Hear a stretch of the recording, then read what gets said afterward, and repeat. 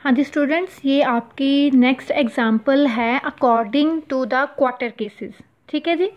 Question है calculate interest on drawings of mister Siddhant at the rate 10% per annum for the year ended 31 March 2019 in each of the following alternative cases. Cases दिए हैं हमें 3।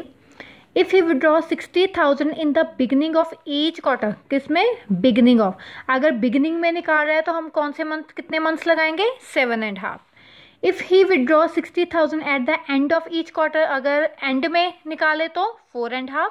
If he withdraw 90,000 in the middle of each quarter तो हम लगाएंगे 6 month. ठीक है, ये तो मैंने आपको समझाया ना, ऑडियो में बताया था सारी, जब मैंने आपको थ्योरी एक्सप्लेन की तो वहाँ था।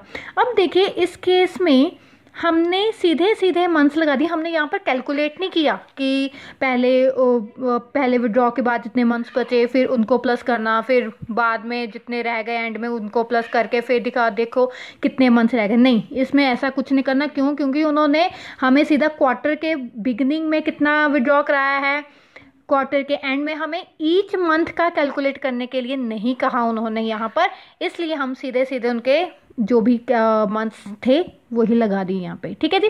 तो चलो देखते हैं फर्स्ट केस क्या है कि अब उन्होंने विड्रॉ किया 60,000 ईच क्वार्टर में।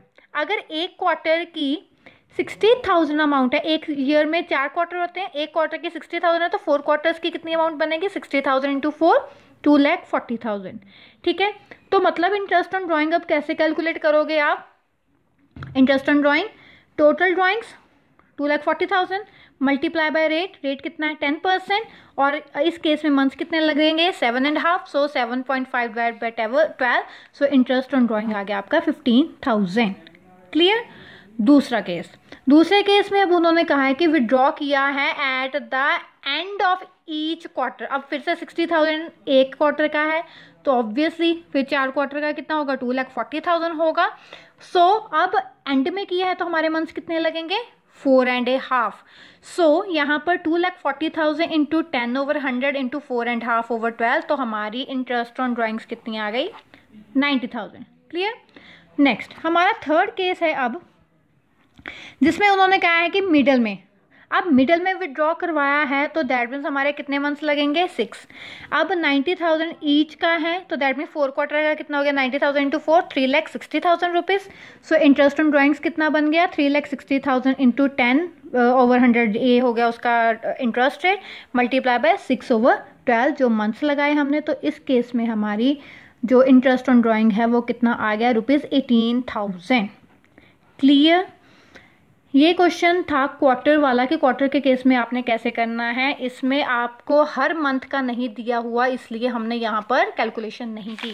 तो थोड़ा सा ये भी दोबारा रिवाइज कर लेते हैं कि इसमें क्या किया था इस केस में, कि जब हमें क्वेश्चन में गिवन हो कि हमने अमाउंट को विड्रॉ करवाया है बिगिनिंग में ईच एवरी मंथ के बिगिनिंग में, एवरी मंथ के एंड में, एवरी मंथ के मिडल में, सो आपने पहले ऐसे कैलकुलेट करना है। ठीक है, आपने मंथ्स देखने हैं कि कितने बन रहे हैं।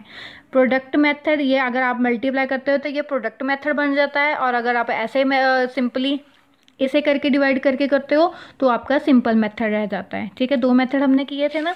सो मंथ्स को कैलकुलेट कैसे करना है, मंथ्स स्टार्टिंग में कितने रह गए और बाद में कितने रह गए, पहले कितने रह गए इन द सेंस कि पहले विड्रॉ के बाद जितने मंथ रह गए वो, प्लस आखिरी विड्रॉ के बाद कितने मंथ रह गए वो, उन दोनों को प्लस करके डिवाइड बाय 2 करोगे तो आपके पास मंथ्स आ जाएंगे खुद ब खुद।